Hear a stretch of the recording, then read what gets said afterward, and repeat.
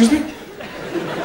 I grew up on Angel Delight as the main course. We didn't get food in the house unless it was neon. It took 3 seconds to prepare. So my parents could carry on with their lives. With their parties. If I ever meet Elkie Brooks, I'm going to kick her to death.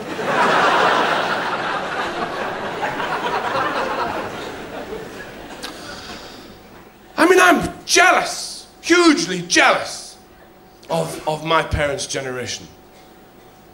They got everything right, you know? Those people who became couples then.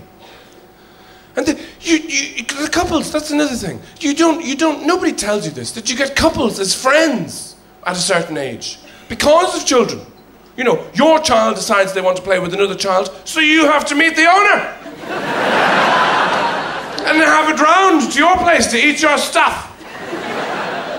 Or go to their place where you can't relax, just because it's always bigger and nicer and cleaner. You're standing there in the bathroom thinking, I can't relax here. These people have no pubic hair anyway. We have pubic hair on the ceiling.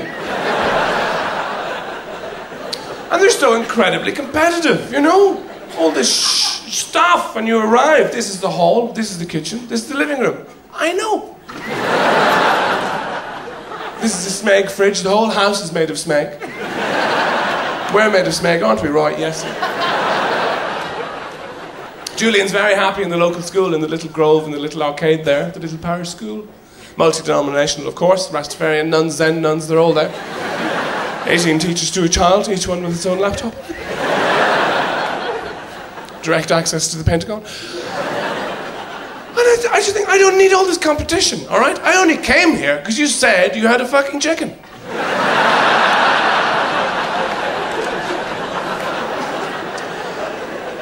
But my parents' generation, you know, the baby boomers, the post-war people, they had everything. They had it right, you know, because they came to sexual maturity in the 60s, and the government said to them, what do you want now? And they said, oh, I don't know, how about the pill? Could we get the pill? You know? I said, sure, there you go. So what else is going on? Well, there's music, fine, here's the Beatles. The Stones are coming in later this evening, there's the Velvet Underground. Janis Joplin has just gone to lunch. So, if you want something to do in between now and then, I'd grow my hair and fornicate if I were you. If things get slow, you could always paint your houses brown and orange and discover the avocado. And then when it was my generation's turn, when it was our goal, you come to sexual maturity, and you say, what's going on, what do we do now? Don't fuck anybody or you die! Never mind, here comes MC Hammer. Not exactly a square deal. I mean, I have tried, believe me, I have tried to like rap. And it makes me feel so very, very old. I have tried to get home with the Downies. I can't do it. I understand blues music, you know? It's wonderful, a story of a people's disenfranchisement. I ain't got nothing, and they're taking that away too. I haven't even got a guitar, I'm strumming my fucking belly button here. Wonderful names, all those guys, you know, Blind Dead McJones. But, with rap, it's not like that. It's all about what people have got, about attainment, you know, it's very aggressive. So I got pecs, I got limos, I got bitches. My limo's powered by bitch juice and all my spare pecs are in the limo. And they never say anything nice. Ever. It's always, I'm gonna fuck you up, I'm gonna dig up your dad and shove him up your mum and drink your blood from a drinking cup, you fuck!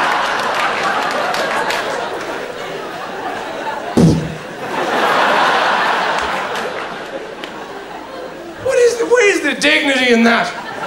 What happens to these people when they get old? I hope there's a retirement home for them with some huge burly nurse going around saying, it's time for your enema, M&M. Leave P. Diddy's biscuits alone. Don't do that again. It's such infantile mentality. You know, you go up to any 5-year-old and say, what do you think of the world? And they'll go, I think it's rubbish, because they can't get stuff I want. When I want it, I want a big purple chair and French fries and stuff, and I want it, and I'm like, yeah, now! That's a rap song. Because that's what these guys get millions of dollars for this horseshit. And they immediately go out and spend it all on a floor-length white mink coat, cheeseburgers, and a jet.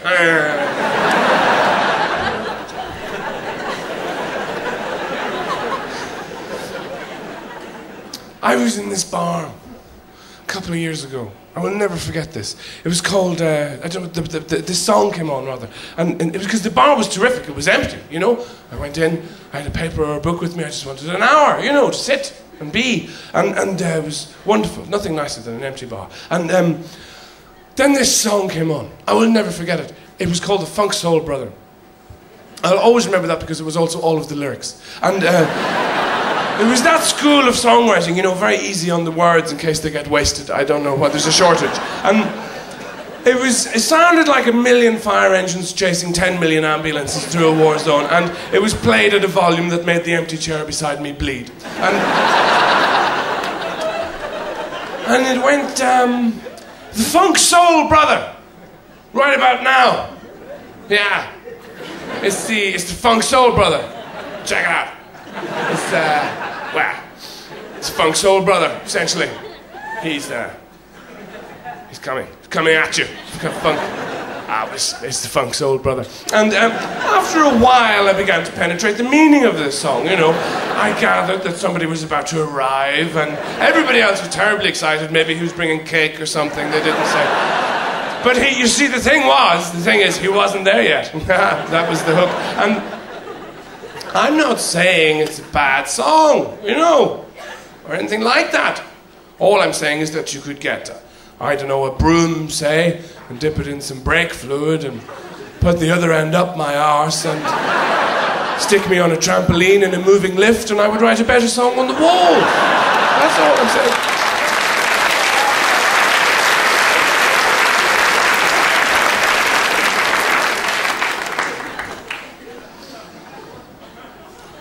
I've tried, you know, but I can't help it because I remember when singers were singers. Ugly people. You know, Aretha Franklin needed a lot of room to eat her chicken wings. Janis Joplin used to come out in clothes woven from her own vomit. And Nina Simone, amazing singer, could look at a railway track and buckle it. It didn't matter.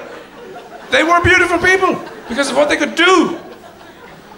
Now, they have these Pop-Tarts pumped out by some producing machine. You know, some of them, they have no talent, but some of them have body parts that are more famous than them. You know, they get their arse flown on a different jet to the gig. And they're not these people, I wonder who they are. They're not even people, they're just things to occupy thongs. And I just get intimidated by all that, you know. The youth aspect of it. I don't even see young people on the street anymore when I go out. I see youths. You know how they're described in police radio reports. That's what I actually see. Slumped S-shapes in their hoods beside their harrowed dogs in a bin full of burning grannies. All texting each other because they've given up on speech. Like crickets at night. Plotting something terrible like how to make cider out of blood. But it makes me feel so old. I walk by them and I do this thing now. I've started to grab my keys. I clutch them as I pass them. I go, look at them. And I push the keys between the spaces in my fingers so that if I do have to hit one of them, I'll fucking kill them.